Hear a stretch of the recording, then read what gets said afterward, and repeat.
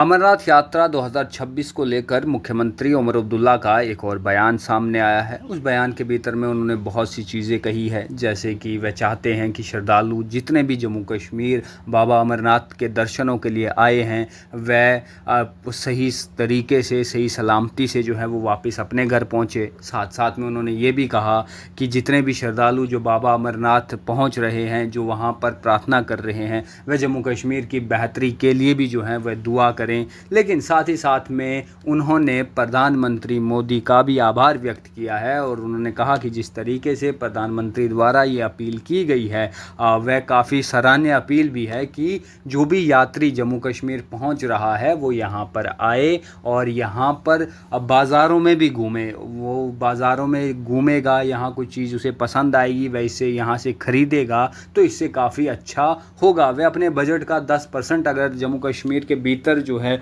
वह खर्च करेगा तो उससे कहीं ना कहीं जो फ़ायदा है वह जम्मू कश्मीर के आम लोगों को होगा। उमर अब्दुल्ला ने कहा कि अमरनाथ यात्रा केवल धार्मिक आस्था का विषय नहीं है, बल्कि ये कश्मीर की स्थानीय अर्थव्यवस्था से भी गहराई से जुड़ी हुई यात्रा है। उन्होंने प्रशासन से आग्रह भी किया है कि श्रद्धालुओं को स्थानीय बाज़ारों में जाने और ख़रीदारी करने की अनुमति दी जाए ताकि छोटे दुकानदारों, कारीगरों, पौनी वालों, कूलियों और अन्य स्थानीय कारोबारियों को भी इससे फ़ायदा मिल सके। तो आप पहले ये सुन लीजिए कि आखिर मुख्यमंत्री उमर अब्दुल्ला ने किस तरीके से जो प्रधानमंत्री द्वारा अपील की गई थी उस पर क्या कहा है। बड़ी अच्छी बात है, अगर करते हैं तो हमें फ़ायदा है, लेकिन उनको ना गाड़ियों से बाहर निकल के कहीं घूमने की तो इजाज़त मिलनी चाहिए, नहीं तो क्या खर्च करेंगे। उनको तो कैदियों की तरह गाड़ियों में बांधा रखा है, दाएं बाएं जाने की इजाज़त नहीं।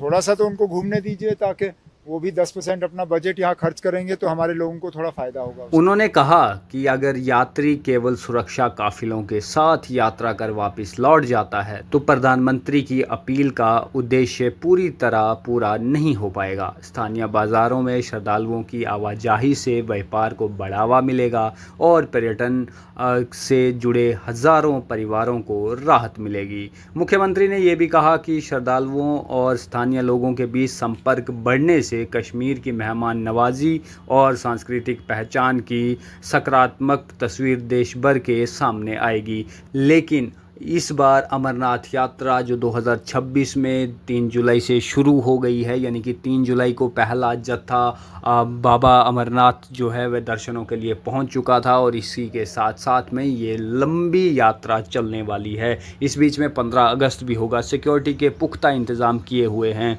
कुछ लोगों को ये शिकायत तो थी कि शायद जम्मू कश्मीर के भीतर प्रशासन ने अच्छा इंतज़ाम नहीं किया था, लेकिन उसे लेकर प्रशासन ने भी ये स्पष्ट किया कि जो रजिस्ट्रेशन है, जो डेट्स श्रद्धालुओं के पास हैं, इनमें बहुत से ऐसे लोग हैं कि जो समय से पहले ही जम्मू कश्मीर में पहुंच जाते हैं और वो चाहते हैं कि उनकी ऑन स्पॉट ही उन्हें टोकन मिल जाए, वहीं से जो है उन्हें रवाना कर दिया जाए। लेकिन ऐसा नहीं होता क्योंकि प्रशासन ने भी अपने तरीके से व्यवस्थाएं बनाई हुई होती है। तो ऐसे में जिस तरीके से मुख्यमंत्री उमर अब्दुल्ला ने अपील भी की है कि उन्हें जम्मू कश्मीर के में बाज़ारों में जाने दीजिए, वहाँ रौनकें भी लगेंगी, आम लोगों का फ़ायदा भी होगा, थोड़े जो व्यवसाय हैं उनका भी कुछ फ़ायदा होने लगेगा।